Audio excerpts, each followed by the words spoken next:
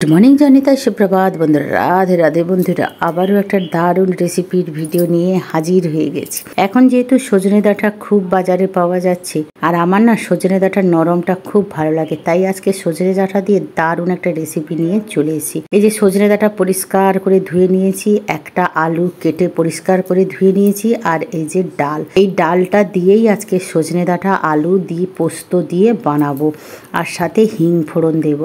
অসাধারণ লাগে। আর সজনে ডাঁটা শরীরের পক্ষে খুবই উপকার। নিরামিষ বানাবো, সপ্তাহে জানো যে আমি পেঁয়াজ রসুন খাই না, তো আমার তরকারিটা সবসময় নিরামিষই হয়। এই যে টমেটো নিয়েছি, পোস্ত আর একটুখানি অল্প জিরে নিয়েছি, এটাকে ভালো করে পেস্ট করে নেব। আর ডালটাকে কি করব সেটা তোমরা দেখতে পারবে। আর এই সজনে ডাঁটা না শরীরের পক্ষে খুব উপকৃত। যাদের বিপি, হাই ব্লাড প্রেশার, তাদের কিন্তু খুবই উপকার করে। সজনে ডাঁটার তরকারি খেতে পারো, সজনে ডাঁটার রুটি খেতে পারো, যেভাবে সজনে ডাঁটা খেতে পারো। আর যাদের সুগার আছে তারাও সজনে ডাঁটা খুবই উপকার, পাতাও উপকার, ফুলেরও উপকার। আলুটা তখন সেদ্ধ করে জল ফেলে রান্না করবে। আর আমি তো আগেই বলেছি আমাদের তো সজনে ডাঁটা খুব প্রিয়, আমার বড়মশাইরও খুব ভালোবাসে, কিন্তু আমার নরম সজনে ডাঁটা হলে একটু খেতে ভালো লাগে, মানে চেবাতে এতটা পছন্দ হয় না, মানে বুঝতে পারছো। এই যে সজনে ডাঁটা অল্প করে নিয়েছি, আকার মতনই বানাচ্ছি। তো চলো তাহলে ডালটাকে সুন্দর করে বেটে নিই, পোস্তটাকেও বেটে নিই, তারপরে তোমাদের সামনে ফিরে আসছি। আলুটাকে একটু হালকা লবণ দিয়ে জলে সেদ্ধ বসিয়ে দিয়েছি। ফুটে উঠলেই কিছুটা সময় সেদ্ধ করে তারপরে ভালো করে জলে ধুয়ে পরিষ্কার করে নেব। আর এদিকে দেখো একটা মিক্সি জারে পোস্ত দিয়ে দিয়েছি, 2-4টে শুকনো লঙ্কা ছিঁড়ে এর মধ্যে দিয়ে দিয়েছি। আগে কিন্তু আমি গুঁড়ো করে নেব, তারপরে অল্প অল্প জল দিয়ে এটাকে পেস্ট করব। আর দেখো কত সুন্দর পেস্ট হয়েছে। কালারটা এরকম হয়েছে কেন, যে শুকনো গোটা লঙ্কা দিয়েছি না, তাই এরকম কালার হয়েছে। বিউলির ডালটা ধুয়ে মিক্সির মধ্যে দিয়ে দিলাম, দিয়ে এটাকে ভালো করে পেস্ট করে নেব। এর মধ্যে কিছুই দেব না, 2টো শুকনো লঙ্কা ছিঁড়ে দেব, একটু জিরে দিয়ে ভালো করে এটাকে জল অল্প অল্প দিয়ে পেস্ট করে, বেশি নরম করব না। দেখো কত সুন্দর পেস্ট হয়েছে। এবারে একটা পাত্রের মধ্যে আমি ঢেলে নিচ্ছি, আগেও করে নিয়েছি। এখন যে পরিষ্কার করে ঢেলে আমি ডালটাকে নিয়ে নেব, তারপরে লবণ দিয়ে একটু হিং দিয়ে আর যা মশলা দেয় সেগুলো দিয়ে রেডি করে নেবো। আর এদিকে দেখো বাড়ির একটু ধনেপাতা তুলে নিয়ে এসে সব মশলা দিয়েছি, একটু হিং দিয়েছি, শুকনো লঙ্কা গুঁড়ো, হলুদ দিয়ে একটু বেটারটাকে রেডি করে নিয়েছি। আর এদিকে দেখো তেল বসিয়ে দিয়েছি, তেলটা গরম হয়ে গেলে বিউলি ডালে আমি আর খাবার সোটা দিলাম না, ছোট ছোট করে বড়ার আকারে বানিয়ে নেব। বেশি বড় করব না, আবার ঝোলে দিলে না একদম বড় বড় ফুলে উঠবে, তখন ঝোলের মধ্যে না ঘেটে যাবে বড়াগুলো। আর ছোট ছোট করে দিলে জলের মধ্যে মানে তরকারিতে দিলে একদম টুপ টুপ করে ফুলে উঠবে। আর বিউলি ডালের বড়া খেতে না দারুণ লাগে, দই বড়া হোক, বড়া হোক, খুব ভালো লাগে। রিসেন্টলি আমি তোমাদের সাথে শেয়ারও করেছিলাম, যারা এখনো দেখোনি বিউলি ডালের টকও বানিয়েছিলাম। রেসিপিটা এখনো যারা দেখোনি তারা আমার চ্যানেলে গিয়ে দেখতে পারো। দই বড়া তো সেই লেভেলের হয়, ওর রেসিপিও তোমাদের শেয়ার করবো। আর এই বড়া ভাজতে ভাজতে আমি মশলাটা রেডি করে নিচ্ছি। জিরে আর টমেটো আর আদা একটা ভালো করে পেস্ট করে নেবো, অল্প একটু জিরো পোস্ততে দিয়েছিলাম। এটা দিয়ে একদম কিচ্ছু বেশি গরম মশলা ফসলা কিচ্ছু দেবো না, যেহেতু পোস্ত আছে না তাই কিচ্ছু দেবো না, ভালো করে পেস্ট করে নেবো। আর এদিকে বড়াগুলো দেখো আমার সুন্দর করে এপিট ওপিট করে ভালো করে ভাজা করে নিয়েছি। এ বলে আমাকে দুটো দিও, খালি খাবো। আর সত্যি খালি খেতেও দারুণ লাগে। এবারে আস্তে আস্তে করে সব বড়াগুলোকে তুলে নেবো। আমি একটু না লাল লাল করে ভাজছি, ঝোলে দেওয়ার পরে না কালারটা একটু চেঞ্জ হয়ে যাবে, আর একটু নরম সাদা সাদা করে রাখলে না বেশি ভ্যাত ভ্যাত করবে। আর এটা এমনি গ্রেভিতে দিয়ে দিলেই কিন্তু ফুলে উঠবে। আর বিউলি ডালের বড়া তো আমার খুব প্রিয়। বড়াগুলো তুলে নিয়ে কড়াই আরো একটু তেল দিয়ে দিলাম, তারপরে একটু লবণ দিয়ে দিলাম, একটু হলুদ দিয়ে দিলাম। যে আলুটা সেদ্ধ করে রেখেছিলাম না, সেই আলুগুলো টুকরোগুলো এর মধ্যে দিয়ে দিচ্ছি। দিয়েই একটু নাড়াচাড়া করে নেবো, বেশি লাল করে ভাজবো না। একটু আলুটাকে নাড়াচাড়া করে নিলে না আলুগুলো দেখতেও ভালো লাগে, আর এরকম তরকারির মধ্যে ড্যাব ড্যাব করে তাকিয়ে থাকবে না। এবার ভালো করে একটু নাড়াচাড়া করে নেবো, জাস্ট হালকা একটু নাড়াচাড়া করে নিয়ে আমি প্লেটের মধ্যে সব আলুগুলো তুলে নেব। আমি কিন্তু এখানে ডাঁটা কোনো কষাবো না, কারণ সজনে ডাঁটা দেখেছি আমার মাও কোনোদিন তেলে কষায় না, বলে নাকি কষালে টেস্ট ভালো আসে না বা শক্ত হয়ে যায় বা একটু গিরগির করে, জানি না। তো করে না বলে তাই আমিও করি না। আলুগুলো সব তুলে নিলাম একটা পাত্রের মধ্যে। ওই কড়াতে তেলের মধ্যে আমি 2টো শুকনো লঙ্কা ফাটিয়ে দিয়ে দিলাম। আর ফোড়নের জন্য আমি একটু দেব 5 ফোড়ন, আর তার আগে লবণ আর একটু হলুদ দিয়ে দিচ্ছি, যাতে ফোড়ন দিলে ফাটাফাটি না করে। এই যে 5 ফোড়ন একটু দিয়ে দিলাম। তোমরা জিরা দিতে পারো। আর আমি এখানে দেব হিং। হিং দিলে কিন্তু তরকারির স্বাদ কিন্তু দ্বিগুণ হয় এবং গন্ধও ভালো আসে, প্লাস হচ্ছে তোমার ডাইজেশনও ভালো হয়। এবারে দিলাম লঙ্কার গুঁড়ো, কাশ্মীরি নয় এমনি লঙ্কার গুঁড়ো দিয়ে একটু গরম জল দিয়ে দিলাম। তাহলে কি কিন্তু কালারটা দারুণ আসে, একদম রক্তের মতন লাল আসবে। কালারটা দেখেছো? আমি হচ্ছে ওই কাশ্মীরি রেড চিলি পাউডারটা ইউজ করি না, এরকম তেলে লঙ্কার গুঁড়ো দিয়ে একটু জল দিয়ে দিলে না সেই কালার আসে। আর যেহেতু মশলা কিছু নেই, পেঁয়াজ রসুন নেই, আর ওই বাটা মশলাটা দিয়ে দিলাম। দেওয়ার পরে একটুখানি কষিয়ে নেব, কারণ সেরকম তো কোনো পেঁয়াজ রসুন নেই যে ভালো করে আমাকে কষাতে হবে। আদা টমেটো জিরে ওতে তো আর এমন কিছু নয়। এটা ভালো করে আমি নাড়াচাড়া করে নেব, আর অল্প অল্প জল দিয়ে এটাকে একটু কষিয়ে নেব। তারপরে কুচিগুলো দিয়ে দেবো। এই যে দেখো আমার কষানো হয়ে গেছে। আর গ্যাসটাকে একটু মিডিয়াম করে রাখবো, বেশি ফাটাফাটি করবে। আর কালারটা দেখেছো? সেই কালার এসছে এখন।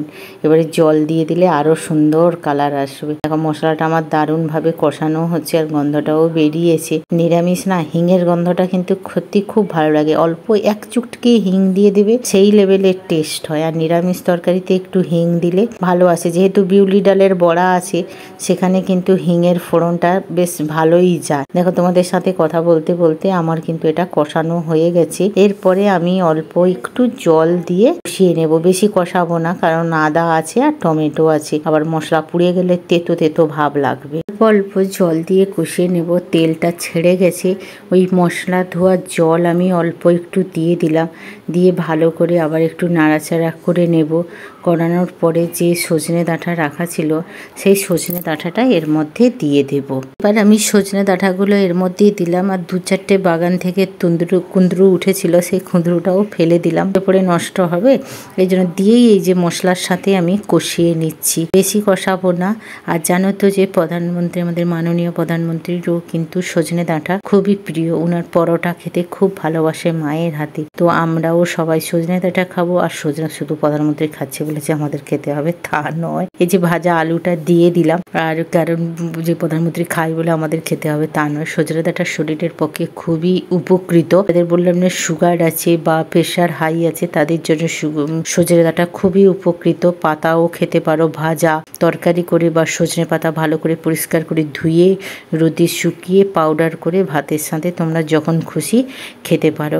এবার দেখো আমার কষানো হয়ে গেছে। এবারে যে পোস্তর পেস্টটা রেখেছিলাম, সেই পোস্তর পেস্টটা ডাঁটা আলুর মধ্যে দিয়ে দিলাম। দিয়ে সুন্দর করে আমি কষিয়ে নেব। মশলা ফসলা তো সব দেওয়া হয়ে গেছে। ভালো করে এটাকে একটু ডাঁটার সাথে কষিয়ে নেব। এতেই পোস্ত কষানো হয়ে যাবে, আলাদাভাবে মশলাতে পোস্ত দিয়ে কষানোর কোনো দরকার নেই। এইবারে এই নাড়াচাড়াতেই মশলাও কষানো হয়ে যাবে আরও, আর ডাঁটাটাও অনেকটা সেদ্ধ হয়ে আসবে। আলু তো অনেকটা সেদ্ধ আছে, প্লাস আবার তেলেও একটু নাড়াচাড়া করে নিয়েছি। আর তেমন কিছু কষাতে হবে না, পেঁয়াজ রসুন নেই যেহেতু। ভালো করে আমি পোস্তটা ডাঁটার সাথে আমি কষিয়ে নিচ্ছি, আর সেই গন্ধ বেরিয়েছে। আর এখন থেকেই কালারটা দেখেছো? দারুণ কালার এসছে। আরও ফুটকা যদি কাশ্মীরি রেড চিলি পাউডার দিতাম, সেই কালার আসতো। আর এই দেখো ফুটা শুরু হয়ে গেছে।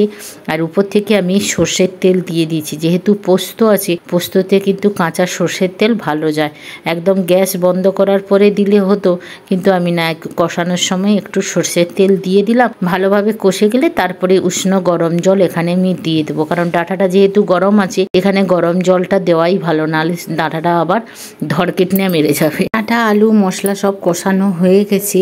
এবারে আমি এখানে গরম জল অ্যাড করে দেবো। ঠান্ডা জলটা দেবেন না, গরম জলটা দেওয়ার চেষ্টা করবে।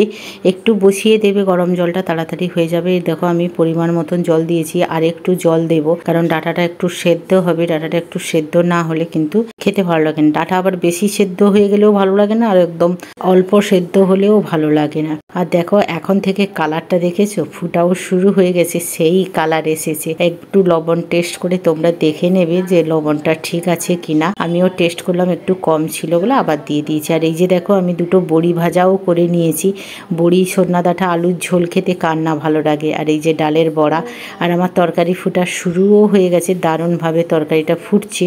এবারে আমি বড়িগুলো দিয়ে দেবো, কারণ বড়িটা নরমও হবে। আর বড়াটা দিয়ে কিন্তু বেশি ফোটাবো না, বেশি ফোটালে কিন্তু বড়া আবার ঘেঁটে যাবে।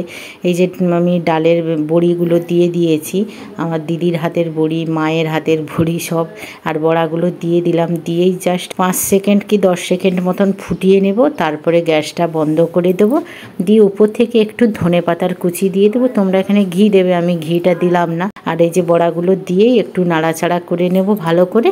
দিলে রসের জলের মধ্যে ভালোভাবে গ্রেভির মধ্যে মিশে যাবে, আর বড়াগুলো ভালোভাবে রসও খেয়ে নেবে, দিলে ফুলে উঠবে, ভিতরে লবণও ঢুকে যাবে। তো একটু লবণ টেস্ট করে ভালো করে দিতে হবে, যেন লবণটা ভালোভাবে গেলে তরকারিটার টেস্টটা তার তেমনই আসবে। এবারে গ্যাসটা বন্ধ করে দিয়ে উপর থেকে একটু ধনেপাতা কুচিয়ে এর মধ্যে দিয়ে দিলাম। কেমন লাগলো কমেন্ট করে অবশ্যই জানাবে। তোমরাও এরকম গরমের দিনে সজনে ডাঁটা আলু বড়া দিয়ে ঝোল করবে। এবার একটা পাত্রে ঢেলে দিয়েছি, কালারটা দেখে তোমরা বলো তো সেই কালার এসছে কিনা।